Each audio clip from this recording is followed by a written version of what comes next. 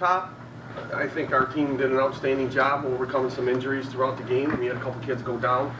I was extremely excited and happy about some of the backups that stepped up and contributed to a win for us.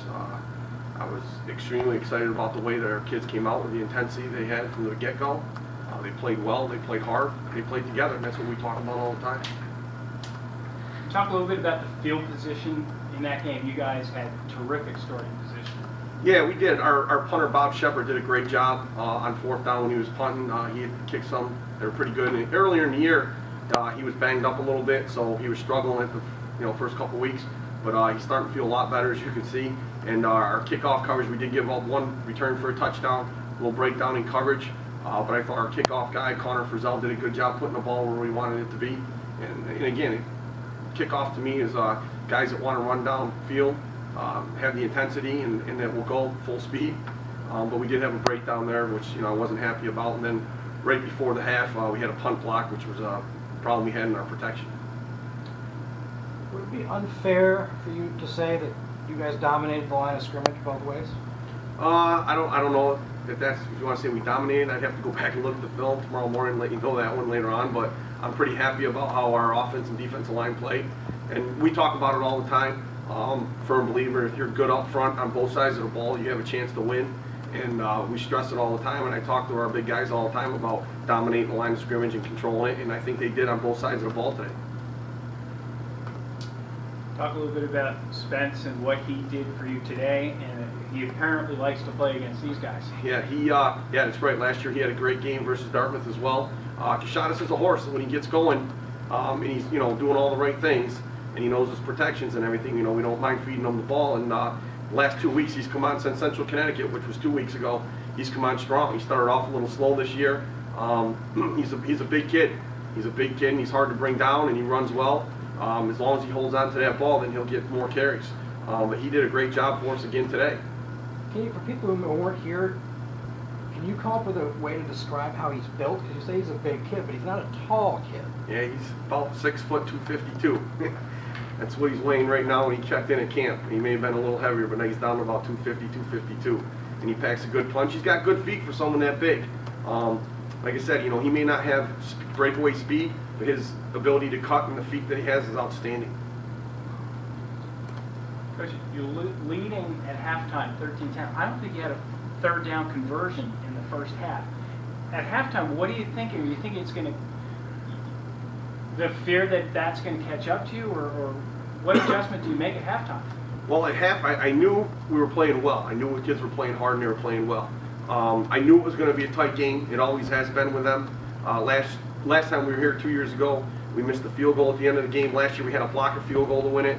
So I knew it was going to be that type of game in the second half, and I was hoping that our offensive line could get going a little bit more and get Kashadas the ball, get us a couple more first downs. And same thing with Timmy. He didn't feel good 2 weeks ago. He didn't practice and missed the Central game. And again, I think he's becoming a little bit more comfortable. Last week he was off still. He wasn't feeling well. But again, I knew it was going to be a tough game in the second half, and I was hoping that we could grind it out. I liked the fact that we were getting the ball in the second half to start, and to me, I wanted to chew up the clock and come away with a score. Obviously, we didn't, but I like the way that we continue to play. When you fall on fumbles and you're diving after the ball and you're scrapping and you're fighting, that's what we're made of, and that's what we talk about all the time as a team. That we got to pull for each other on both sides of the ball. We only have each other.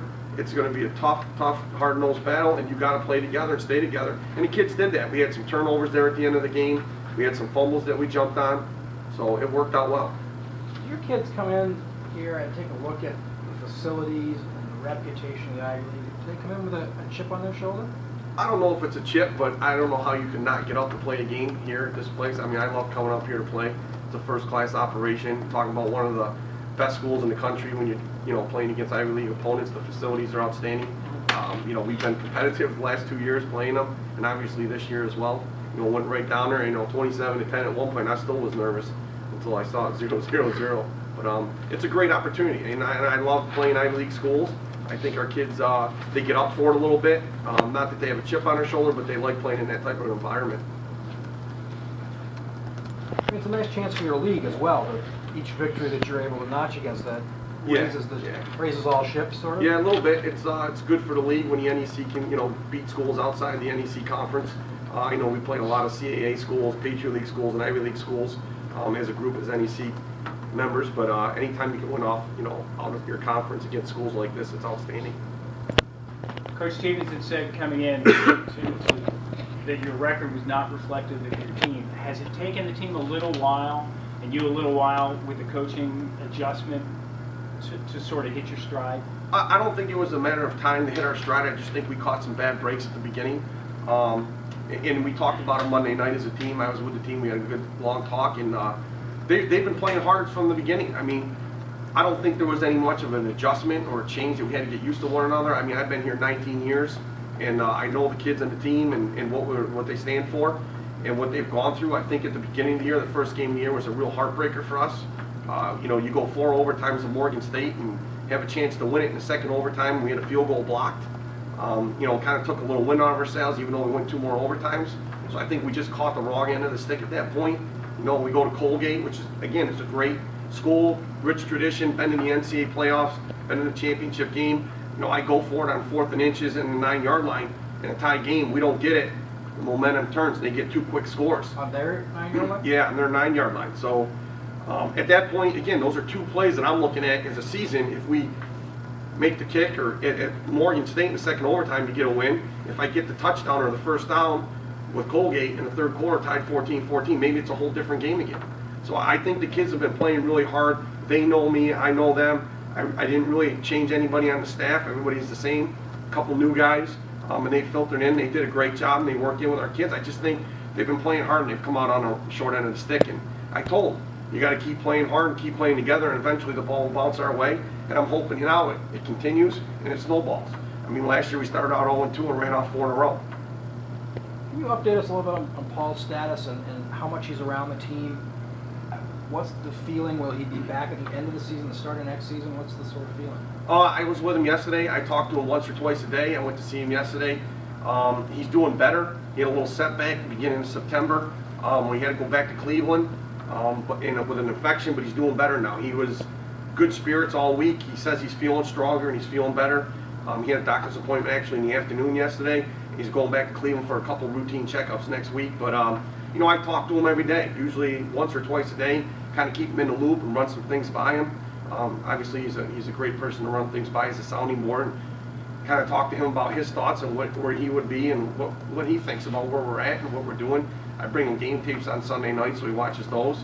He watches it usually, on the computer, but he hasn't been around since August. I think it's just a matter of he's not feeling well, and he kind of wants to keep his distance right now, work on getting stronger. But he's there, and we talk all the time. I know some of the kids text him back and forth as well.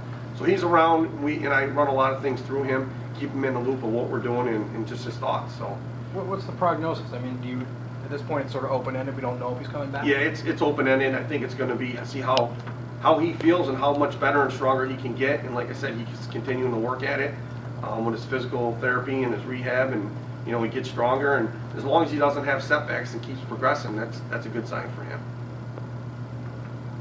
When I'm sure that during the week after watching the film, you prepared for Dominic Pierre, you prepared for Michael Riley. When did you notice that 2 of those guys weren't out there, and how did you adjust what you were doing because those 2 big threats weren't there? Well, I kind of thought that Dominic wouldn't be here because there was room, that he went out in the third quarter at Yale. But I'll never count somebody out on the other team, and I don't want the kids to either. I mean, we're still prepared for both of them. And if they're not out here when you first kick off, then they're not out here. But I still have to game plan for them being in their offense and being here, because obviously those are 2 dynamic players, and they're pretty good. And same thing with number 14, that quarterback. He's pretty good. And that was the one I was worried about, was him, 29 and 84.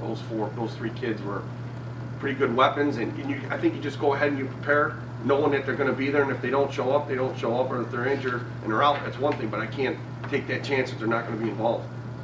What worked for you against Park, the quarterback? Because, I mean, 7 of 18 with 2 interceptions is not so good. Well, I think that goes back to our offense and defensive line. We got pressure on that quarterback, not made him feel comfortable back there and set his feet. Any chance we could, cleanly, we'd knock him down. I think the defensive line did a great job up front. I think they got pressure on him. We brought some pressures with the linebackers. And again, when you can make a kid not comfortable back in the pocket, that goes a long way, whether you're getting sacks or not. As long as he's not comfortable back there and has time, you're still winning it to me.